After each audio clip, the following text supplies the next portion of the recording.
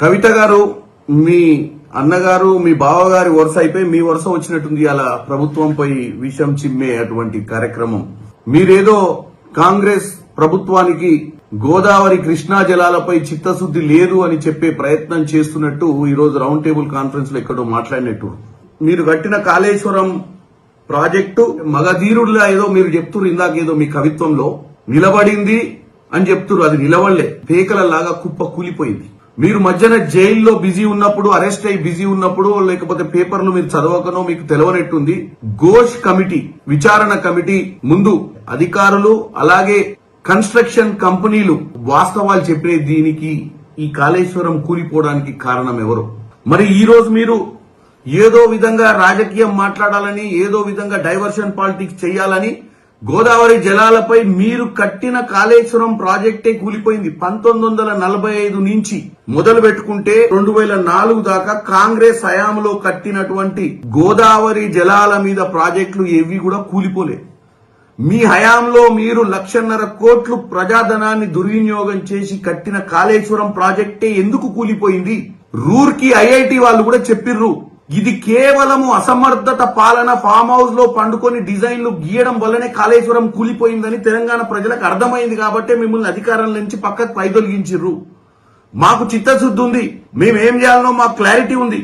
ఇకపోతే కృష్ణా జలాల గురించి చెప్తుర్రు. రాజకీయం చేయడం ఒక్కటే కాదు లక్ష్యం, వాస్తవాలు తెలుసుకొని తెలంగాణ ప్రజలకు వాస్తవాలు కూడా చెప్పే ప్రయత్నం చేయాలి. మీరు మీ అవినీతి అసమర్థ పాలన వల్లనే ఆ రోజు పోతిరెడ్డిపాడు ప్రాజెక్ట్ లో రోజుకు 2 టీఎంసీల నీళ్లు జగన్ రెడ్డి తీసుకుపోతుంటే నిమ్మకు నీరెత్తినట్టున్నారు మీరు.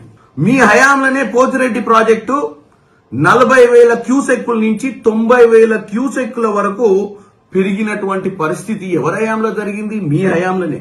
కృష్ణా జలాల విషయంలో మీరు రాయలసీమను రత్నాల సీమ చేస్తా అని చెప్పి మీరు ఏదైతే రోజా గారింటికి రాయలసీమలో పోయి చేపల పులుసు తిని ఆ రోజు చెప్పొచ్చిన విషయం చూస్తేనే అర్థమవుతుంది.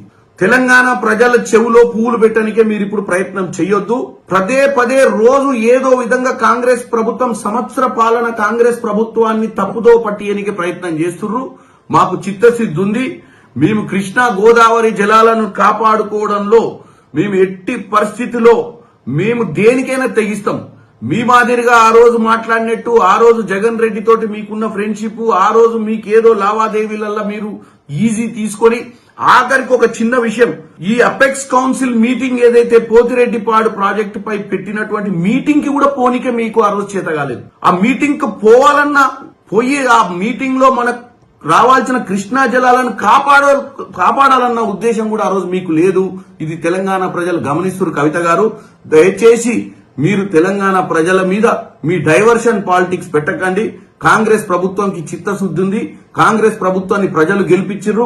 కాంగ్రెస్ ప్రభుత్వం కృష్ణా గోదావరి జలాలను ఏం చేయాలి, ఎట్లా మనము వాటి వల్ల మన రైతులకు లబ్ధి జరిగించాలో మాకు ఒక అవగాహన ఉందని తెలియజేస్తున్నాం.